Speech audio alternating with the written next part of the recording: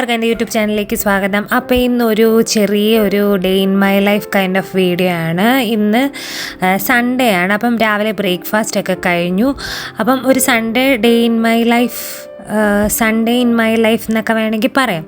അപ്പം ഉച്ചയ്ക്ക് ഞാൻ വിചാരിച്ചു കുറച്ച് മീൻ ഇരിപ്പുണ്ട്, പിന്നെ വെണ്ടയ്ക്ക ഇരിപ്പുണ്ട്. അപ്പം വെണ്ടയ്ക്ക കൊണ്ട് ഒരു അവിയലും മീൻ മുളകിട്ടതും ഒരു മോര് കാച്ചിയതും ഇത്രയും ഉണ്ടാക്കുന്നുള്ളൂ. ഇന്നിപ്പോൾ ഇങ്ങനെ പുറത്ത് പോകണം എന്നിങ്ങനെ വിചാരിച്ചിരിപ്പുണ്ട്. പക്ഷേ ക്ലൈമറ്റ് ഭയങ്കര ഇങ്ങനെ മൂടലുള്ള ക്ലൈമറ്റാണ്. മഴക്കാറുമൊക്കെ ആയിട്ട് ഇടയ്ക്ക് മഴ പെയ്യും, ചെറുതായിട്ടൊന്ന് ചാറും, ആ ഒരു രീതിയിലുള്ള ക്ലൈമറ്റ് ആയതുകൊണ്ട് പുറത്ത് പോകാനും ഇങ്ങനെ ഞങ്ങൾ മടി പിടിച്ചിരിക്കുന്ന ഒരു ഇതാണ്. അപ്പം ഞാൻ സാധാരണ സൺഡേസിലൊക്കെ എന്തെങ്കിലും ചിക്കനും ഒക്കെ കാണുന്നതാണ്. ഇത്തവണ എന്തോ അതും വാങ്ങിച്ചില്ല, ഫിഷാണ് വാങ്ങിച്ചത്. അപ്പോൾ ഒരു സാധാരണ ഒരു നോർമൽ ഊണാണ്. അപ്പം വെണ്ടയ്ക്ക അവിയലിന് വേണ്ടിയിട്ട് വെണ്ടയ്ക്ക ഇതുപോലെ രണ്ടായിട്ട് പിളർന്ന് നീളത്തിൽ കട്ട് ചെയ്ത് മാറ്റി വെക്കുക. വെണ്ടയ്ക്കകത്ത് ഇഷ്ടം പോലെ പുഴുള്ളത്, അപ്പോൾ അതൊക്കെ നോക്കി വേണം എടുക്കാനായിട്ട്. പിന്നെ ഒരു 5-10 ചെറിയ ഉള്ളി ഇങ്ങനെ അരിഞ്ഞ് മാറ്റി വെക്കുക. 2 ചെറിയ ഉള്ളി എടുത്ത് ഞാൻ വേറെ മാറ്റി വെച്ചിട്ടുണ്ട് അരയ്ക്കാൻ വേണ്ടിയിട്ടാണ്. അപ്പം ചെറിയ ഉള്ളിയും ഇങ്ങനെ കട്ട് ചെയ്ത് മാറ്റി വെക്കുക. ഇനി നമുക്ക് അരപ്പുണ്ടാക്കാം. അരപ്പിന് വേണ്ടിയിട്ട് ഏകദേശം ഒരു 1/2 കപ്പ് തേങ്ങ എടുത്താൽ മതി, അത്രയും എടുക്കുക. എന്നിട്ട് അതിലേക്ക് നമുക്ക് സാധാരണ നമ്മുടെ അവിയലിൻ്റെ അതേ അരപ്പ് തന്നെയാണ് വരുന്നത്, പ്രത്യേകിച്ച് വലിയ മാറ്റങ്ങളൊന്നുമില്ല. പിന്നെ ഞാൻ ഇതിനകത്ത് മുളക് പൊടി യൂസ് ചെയ്യുന്നില്ല, നമ്മുടെ പച്ചമുളകിൻ്റെ എരിവാണ്. അപ്പം 2 ചെറിയ ഉള്ളിയും എരിവിന് ആവശ്യത്തിനുള്ള 2-3 പച്ചമുളകും കുറച്ച് കറിവേപ്പിലയും പിന്നെ മഞ്ഞൾപ്പൊടിയും ജീരകവും, ഇത്രയാണ് നമ്മുടെ സാധാരണ അരപ്പ് തന്നെ. പിന്നെ നിങ്ങൾക്ക് വേണമെങ്കിൽ കുറച്ച് മുളക് പൊടിയൊക്കെ ചേർക്കാം ആവശ്യമുള്ളവർക്ക്. എനിക്ക് കൂടുതലും പച്ചമുളകിൻ്റെ എരിവാണ് ഇഷ്ടം, അതുകൊണ്ടാണ്. പിന്നെ അതിലേക്ക് മഞ്ഞൾപ്പൊടിയും കുറച്ച് ജീരകവും കൂടെ ചേർത്ത് ഇതൊന്ന് ചതച്ചെടുത്താൽ മതി. അവിയലിന് ചതയ്ക്കുന്ന പോലെ ചതച്ചെടുക്കുക. പിന്നെ സ്റ്റൗവിൽ വെച്ചിട്ട് ചൂടാക്കി അതിന് ശേഷം എണ്ണ ഒഴിച്ച് കഴിഞ്ഞിട്ട് നമ്മുടെ ഈ വെണ്ടയ്ക്ക ഇട്ട് നന്നായിട്ട് വഴറ്റി അതിൻ്റെ ആ ഒരു പശയില്ലേ, ആ ഒരു കിളുകിളുപ്പെന്നാണ് ഞാൻ പറയുന്നത്, ആ ഒരു സംഭവം മാറണം. അപ്പോൾ നന്നായിട്ട് വഴറ്റി കൊടുക്കണം. വഴറ്റി അതിൻ്റെ ആ ഒരു സംഭവം മാറിയിട്ട് നമുക്ക് ചെറിയ ഉള്ളിയും കൂടെ ചേർത്ത് വഴറ്റുന്നതായിരിക്കും നല്ലത്. എപ്പോഴും ഞാൻ വെണ്ടയ്ക്ക മെഴുക്കുവരട്ടി വെച്ചാലും ഒക്കെ അങ്ങനെയാണ്. ആദ്യം തന്നെ വെണ്ടയ്ക്ക ഇട്ട് വഴറ്റിയിട്ട് അതിൻ്റെ ആ ഒരു പശ, ആ ഒരു കിളുകിളുപ്പ് മാറിയിട്ടാണ് ഞാൻ ഇതുപോലെ ചെറിയ ഉള്ളിയോ സബോളയോ ഒക്കെ ചേർക്കുന്നത്. ഇനി നമുക്ക് ആവശ്യത്തിന് ഉപ്പും കൂടെ ചേർത്ത് ഇത് നന്നായിട്ട് വഴറ്റി ഒന്ന് അടച്ച് വെച്ച് വേവിച്ചെടുക്കുക. ആദ്യം കുറച്ച് നേരം കൂടെ ഒന്ന് വഴറ്റണം. എന്നിട്ട് ഇത് കുറച്ച് മഞ്ഞൾപ്പൊടി വേണമെങ്കിൽ ഇപ്പം കുറച്ച് മുളക് പൊടിയൊക്കെ ചേർക്കാം. ഞാൻ പിന്നെ മുളക് പൊടിയൊന്നും ചേർക്കാറില്ല. മഞ്ഞൾപ്പൊടിയും കൂടെ ചേർത്ത് നമുക്കിതൊന്ന് അടച്ച് വെച്ച് ഒന്ന് ആവി കയറ്റി ഒന്ന് വേവിച്ചെടുക്കാം.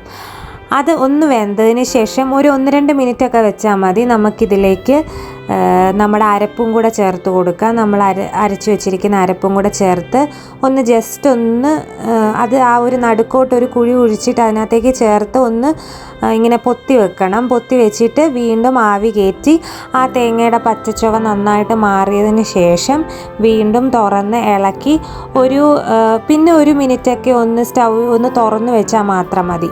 തുറന്ന് വെച്ച് കഴിഞ്ഞാൽ നമ്മുടെ അവിയൽ ഏകദേശമൊക്കെ റെഡിയാവും. ഇനി നമുക്ക് അവിയലിന് പുളി വേണ്ടേ?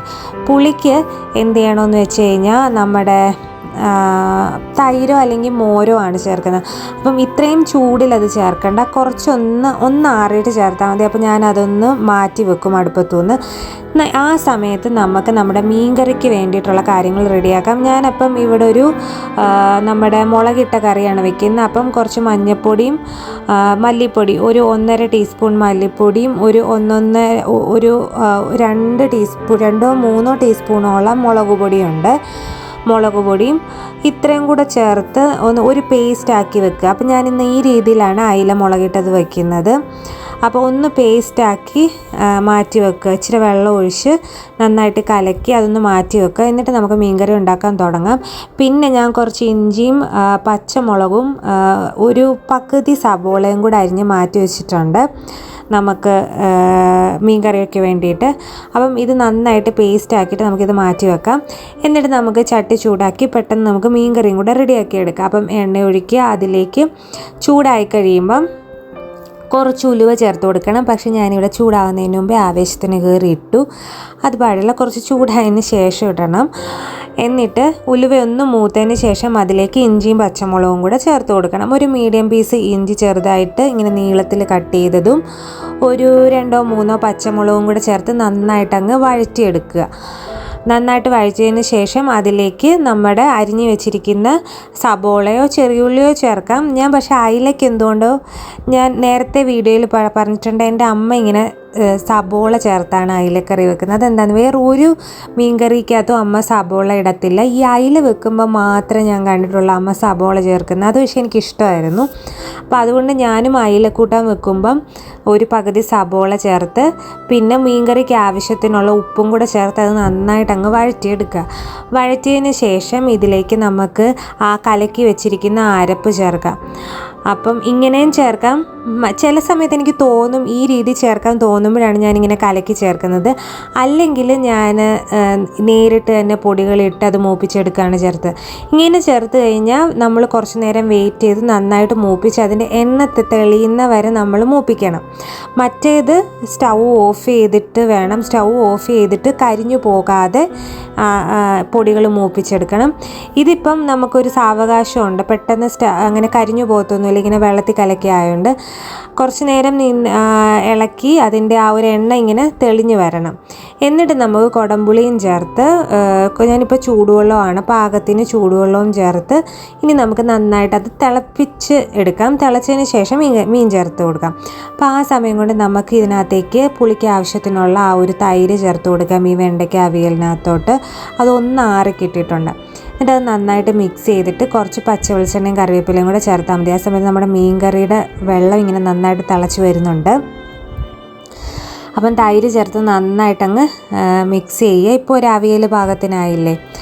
പിന്നെ അതിലേക്ക് കറിവേപ്പിലയും പിന്നെ നമ്മുടെ വെളിച്ചെണ്ണയും കൂടെ ചേർത്ത് ഇളക്കി കഴിഞ്ഞാൽ നമ്മുടെ അവിയൽ ഇവിടെ റെഡിയാവും. വേറൊരു പണികളുമില്ല.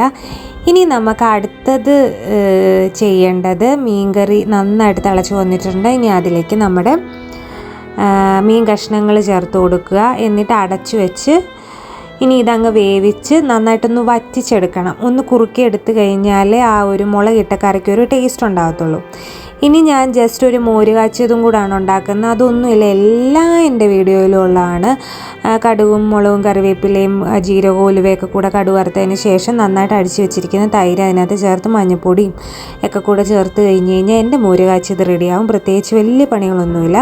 അപ്പോൾ നമ്മുടെ മീനെല്ലാം വെന്ത് വെച്ചിട്ടുണ്ട്. ഇനി ഇത് തുറന്ന് വെച്ച് ഒന്ന് വറ്റിച്ചെടുക്കണം. വറ്റിച്ചെടുത്ത് കഴിഞ്ഞാലേ അത് നന്നായിട്ട് കിട്ടത്തുള്ളൂ. അപ്പം കണ്ടോ, നല്ല വറ്റിച്ചല്ല, ഒന്ന് കുറുക്കിയെടുക്കണം. ഒത്തിരി വെള്ളം പോവുകയും ചെയ്യില്ല, എന്നാൽ ഒത്തിരി വെള്ളം ആകുകയും ചെയ്യില്ല. ആ ഒരു രീതിയിൽ ആക്കി എടുക്കുക. അപ്പം നമ്മുടെ ഊണ് ഇവിടെ റെഡിയായി. ഇനി നമ്മൾ ഉണ്ട് കഴിഞ്ഞിട്ട് കിടന്നൊക്കെ കുറച്ച് നേരമൊക്കെ ഉറങ്ങിക്കഴിഞ്ഞപ്പോഴത്തേനും വൈകിട്ട് ഞങ്ങൾ സ്ഥിരമായി നടക്കാൻ പോകുന്നൊരു പരിപാടിയുണ്ട്. അപ്പോൾ ഇന്ന് സൺഡേ അല്ല, ഞങ്ങൾ വേറെ എവിടെയും പോയില്ല, മറ്റേത് എവിടെയെങ്കിലുമൊക്കെ ഒന്ന് പോകുന്നതാണ്. അപ്പോൾ ഒന്ന് പുറത്തിറങ്ങാമെന്ന് വിചാരിച്ചു. അപ്പം നടക്കുകയും ചെയ്യണം. അപ്പോൾ ആദ്യം ഞങ്ങൾ ഒരു കുറച്ച് ദൂരമുള്ള പാർക്കിൽ പോകാമെന്ന് വിചാരിച്ചു. അപ്പോൾ ഞങ്ങളുടെ അവിടെ നിന്ന് കുറച്ച് ദൂരമുള്ള പാർക്കൊക്കെ കണ്ടുപിടിച്ച്, അപ്പോൾ ഒരു ഡ്രൈവും ആകും. ഇപ്പം മഴയില്ല, എന്നാൽ നല്ലൊരു ക്ലൈമറ്റുമാണ്. അപ്പോൾ ആ ഒരു രീതിയിൽ വൈകുന്നേരം ആയപ്പം ഞങ്ങൾ വണ്ടി എടുത്ത് ഇറങ്ങി. അപ്പം ഇച്ചിരി ദൂരമുണ്ട്. പക്ഷേ ഞായറാഴ്ച ഇവിടെ ആണെങ്കിൽ തിരക്കുണ്ട്. മറ്റ് ദിവസങ്ങളിലെ അപേക്ഷിച്ചിട്ട് സത്യം പറഞ്ഞാൽ ഞായറാഴ്ച തിരക്ക് കുറവാണ്. ഇനി രാത്രി ആകുമ്പോഴാണ് ചിലപ്പോഴുള്ളതെന്ന് തോന്നുന്നു. കാരണം ഞായറാഴ്ച ദിവസങ്ങളിൽ രാത്രിയിലാണെന്ന് തോന്നുന്നു ഇവിടെ ആൾക്കാർ പുറത്തേക്കൊക്കെ ഇറങ്ങുന്നത്. അപ്പം നമ്മൾ നമ്മുടെ മാന്യത ടെക് പാർക്കിൻ്റെയൊക്കെ മുന്നിൽ കൂടാണ് പോകുന്നത്. എനിക്ക് തോന്നുന്നു നമ്മുടെ ആവേശം സിനിമയിൽ ഷൂട്ട് ചെയ്തിരിക്കുന്ന ഈ ഒരു ഭാഗത്ത്, നാഗവര ഈ ഒരു ഭാഗത്ത് ഷൂട്ട് ചെയ്തിട്ടുണ്ട്. കാരണം ഞങ്ങൾ ഇന്ന് OTTയിലാണ് ആ സിനിമ കാണുന്നത്. ഈ ഒരു ഫ്ലൈ ഓവറിൻ്റെയും ഈ നാഗവര ഈ പാർക്കിൻ്റെ ഈ ഫ്ലൈ ഓവറിൻ്റെയൊക്കെ ടോപ്പ് വ്യൂ പോലെയാണ് ഞങ്ങൾക്ക് തോന്നുന്നത്. അതുപോലെ അവരുടെ കാർ സീക്വൻസുകളിലെ കാറിൽ രാത്രിയിലുള്ള കാർ ഇങ്ങനെ ഓടിക്കുന്ന ആ ഭാഗമൊക്കെ ഇതിൻ്റെ ഈ ഭാഗം പോലാണ് ഞങ്ങൾക്ക് തോന്നുന്നത്. ഈ ഒരു ഭാഗം ആ ടോപ്പ് വ്യൂ കൂടെ കാണിക്കുന്നതെന്നാണ് തോന്നുന്നത്, അറിയത്തില്ല. ഞങ്ങൾക്ക് അങ്ങനെയൊക്കെ തോന്നി. നാഗവര ഭാഗം അതിനകത്ത് കാണിക്കുന്നുണ്ട്. അപ്പോൾ അങ്ങനെ ഞങ്ങൾ അവിടെ ഒരു പാർക്ക് സത്യത്തിൽ ഒരാവശ്യമില്ലാത്തപ്പോഴത്തെ ഒരു പോക്കായിപ്പോയി ഇത്. കാരണം ഞങ്ങൾ യൂ ടേൺ ഒക്കെ എടുക്കണമെങ്കിൽ ഇപ്പോൾ ഈ മെട്രോയുടെ പണി നടക്കുന്നതുകൊണ്ട് അങ്ങ് ഒത്തിരി ദൂരെ പോയൊക്കെ തിരിയൊക്കെ ചെയ്യണം. അങ്ങനെ അവസാനം ഞങ്ങൾ സത്യത്തിൽ ശശിയായിപ്പോയ ഒരു യാത്രയായി. ഞങ്ങൾ അവിടെ ചെന്ന് ഞങ്ങൾ പാർക്കൊക്കെ കണ്ടു. പക്ഷെ ഞങ്ങൾക്ക് അതിൻ്റെ എൻട്രൻസ് മനസ്സിലാകുന്നില്ല എവിടെയാണെന്ന്. ഇതിനെയും ഞങ്ങൾ ഓടിച്ചങ്ങ് പോയോണ്ടാണോ എന്ന് ഞങ്ങൾക്ക് അറിയത്തില്ല. ഇച്ചിരി വലിയ പാർക്കായിരുന്നു. ഞങ്ങൾക്ക് എൻട്രൻസ് മനസ്സിലാകാത്തത് കൊണ്ട് ഇത് യൂ ടേൺ എടുത്ത് തിരിച്ച് കണ്ടുപിടിച്ച് വരിക എന്ന് വെച്ചാൽ കുറച്ച് പണിയുള്ള കാര്യമല്ല. അതുകൊണ്ട് ഞങ്ങൾ ആ പാർക്കിൽ കയറിയില്ല. അതിന് പകരം വീണ്ടും നമ്മുടെ സ്ഥിരം ലൊക്കേഷനായ ലുംബിനി തന്നെ വന്നു. ലുംബിനിയിൽ ആക്ച്വലി ലാസ്റ്റ് ഇത് ഞങ്ങളുടെ വീടിന് അടുത്താണ് ഈ ലുംബിനി എന്ന് പറയുന്ന ഈ ഒരു ലുംബിനി ഗാർഡൻസ് എന്ന് പറയുന്നത്. ഒരു ലേക്കും ഒക്കെ ഉണ്ട്. അപ്പം ഇവിടെ എന്ന് പറഞ്ഞു കഴിഞ്ഞാൽ ലാസ്റ്റ് ഞങ്ങൾ വന്നപ്പം ഭയങ്കര ചൂട് കാറ്റായിരുന്നു ഞങ്ങളിവിടെ നിൽക്കുമ്പം. ഞാൻ ആ വീഡിയോയ്ക്കകത്ത് പറയുന്നുണ്ട്, ഷോർട്സിലാണെന്ന് തോന്നുന്നു ഞാനത് ഇട്ടിട്ടുണ്ട്. ഭയങ്കര ചൂട് കാറ്റൊക്കെയാണ്. ഇപ്പം പക്ഷെ നല്ല കൂളായിട്ടുള്ള ഒരു ക്ലൈമറ്റാണ്. നല്ല സുഖമായിരുന്നു അവിടെ നിൽക്കാൻ. പിന്നെ ശ്രീഹരി ഞാനും നടന്നു തുടങ്ങി. ശ്രീഹരി ഇറങ്ങിയപ്പോഴേ നടന്നു തുടങ്ങി. ശ്രീഹരിക്ക് എന്നും വൈകിട്ട് നടക്കണം. അപ്പോൾ ഞാൻ കുറച്ച് നേരം അവിടെ നിന്ന് കുറച്ച് വീഡിയോ ഒക്കെ എടുത്ത് കഴിഞ്ഞിട്ടാണ് നടന്നത്. അപ്പം നല്ല ക്ലൈമറ്റ്, നല്ല സുഖമായിരുന്നു ഇവിടെ നിൽക്കാൻ വേണ്ടിയിട്ട്. ലാസ്റ്റ് ഞങ്ങൾ വന്നപ്പം ഈ ഹീറ്റ് വേവ്സ് നല്ലപോലെ ഉണ്ടായിരുന്നു, ആ ഒരു ചൂട് കാറ്റ്. അപ്പോൾ ഇപ്പോൾ അതൊക്കെ മാറി നല്ല സുഖമുണ്ടായിരുന്നു ലുംബിനിയിലൊക്കെ നിൽക്കാനും വേണ്ടിയിട്ട്. പിന്നെ കുറേ പച്ചപ്പൊക്കെ കണ്ടു, മഴയൊക്കെ പെയ്ത്. മറ്റേത് ഈ ഭാഗമൊക്കെ ഉണങ്ങി നിന്നിരുന്നു കഴിഞ്ഞ തവണ വന്നപ്പോഴത്തേക്കിനും. അങ്ങനെ ചെറുതായിട്ട് പൂക്കളൊക്കെ കിളിർത്ത് നല്ല ഭംഗിയുണ്ടായിരുന്നു കാണാനായിട്ട്. അപ്പോൾ അങ്ങനെ ഞങ്ങൾ അവിടെ കുറച്ച് നേരം നടന്നു. എന്നാൽ ഇന്നൊരു സത്യം പറഞ്ഞാൽ മടിപിടിച്ച ഒരു ദിവസമായിരുന്നു ഈ സൺഡേ. അപ്പോൾ ഞങ്ങൾ ഇങ്ങ് തിരിച്ചു പോന്നു, അപ്പാർട്ട്മെൻറ്റിലെത്തി. പിന്നെ കുറേ നേരമൊക്കെ റെസ്റ്റ് ചെയ്തിട്ട് ഞാൻ രാത്രിയിലത്തേക്കുള്ള ഡിന്നർ വേഗം തന്നെ ഉണ്ടാക്കി. റാഗി ദോശയും കോക്കനട്ട് ചട്നിയായിരുന്നു. വേറൊന്നും പ്രത്യേകിച്ച് നോണൊന്നും വാങ്ങിച്ചൊന്നുമില്ല. എന്നിട്ട് കുറച്ച് നാളത്തേക്കുള്ള കുറച്ച് കാര്യങ്ങളൊക്കെ ചെയ്തു വെക്കണമായിരുന്നു. ഓഫീസിൽ കൊണ്ടുപോകാൻ വേണ്ടിയിട്ട് ക്യാരറ്റും ബീൻസും കൂടെ തോരൻ വെക്കാമെന്ന് വിചാരിച്ചു പിറ്റേ ദിവസത്തേക്ക്. അപ്പോൾ അതെല്ലാം ഞാൻ അരിഞ്ഞു വെച്ചു. കുറച്ച് മീനുള്ളത് കുറച്ച് ഉപ്പും മഞ്ഞൾപ്പൊടിയും കുരുമുളകും ഒക്കെ പുരട്ടി ഒന്ന് വെച്ചു. അപ്പോൾ നന്നായിട്ട് പിടിക്കും. മുഴുവൻ മസാല ഞാൻ ചെയ്യത്തില്ല, കുറച്ചൊക്കെ ഒന്ന് പുരട്ടിയൊക്കെ വെച്ചു. അപ്പം ഇന്നത്തെ വീഡിയോ അത്രയേ ഉള്ളൂ. വീഡിയോ ഇഷ്ടപ്പെട്ടെങ്കിൽ ലൈക്ക് ചെയ്യുക, ഷെയർ ചെയ്യുക, ചാനലൊന്ന് സബ്സ്ക്രൈബ് ചെയ്യുക. ഇനിയും വീണ്ടും അടുത്തൊരു വീഡിയോ ആയിട്ട് കാണുന്നിടം വരെ താങ്ക് യു സോ മച്ച്.